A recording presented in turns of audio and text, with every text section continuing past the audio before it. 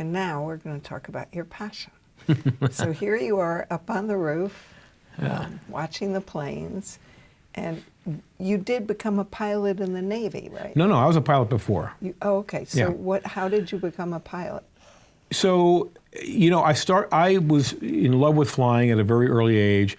I literally, the story is kind of a long one. I mean, I literally found a coupon for an introductory flying lesson in one of the local newspapers, and it was at a little airport in Long Island called Edwards Airport. And I literally woke up one Saturday morning early, got on a train, then I walked 3 miles from the train to the airport, took the introductory flying lesson and loved it. Crappy little Cessna 150. Went home, cut out another coupon, and went back the next week. And the instructor said, "Kid, you were here last week. It's an introductory flying lesson." So after kind of, I must have looked very sheepishly walking off. The guy said, "Kid, what do you want?" And I said, "Well, I was hoping to get another flying lesson." He goes, "Well, flying lesson is $30 an hour or something like that." I said, "Well, I couldn't afford that." And he goes, "Well, you want a job?" So I said, "Yeah, sure." So he gave me a job washing airplanes and pumping aviation fuel, and for every weekend they gave me a flying lesson. So I'll never forget the guy, but that's how I got started. Wow. So then what happened? My dream was to be a Pan Am 747 captain. That was it. So at that time, the only way to get the training to go there, because if you probably remember, back in the 70s.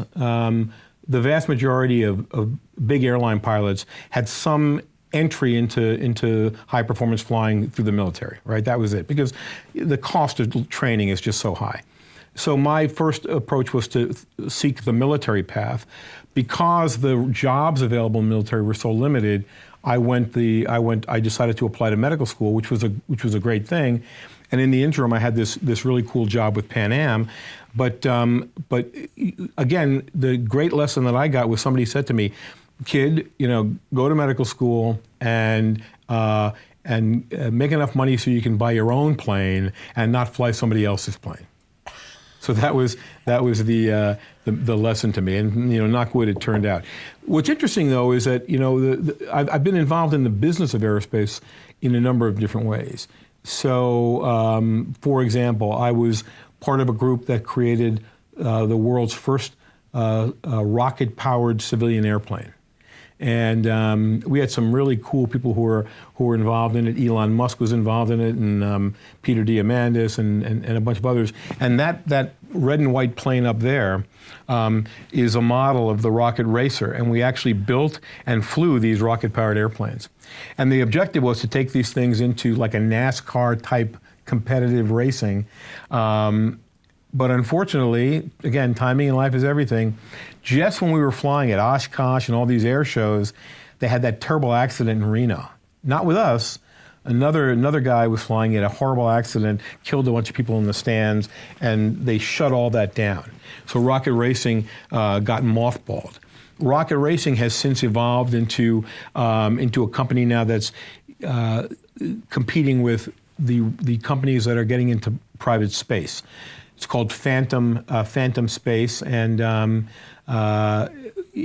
we've got NASA alumni and rocket racing alumni and others who are there with me, and so I'm one of the founders of that group.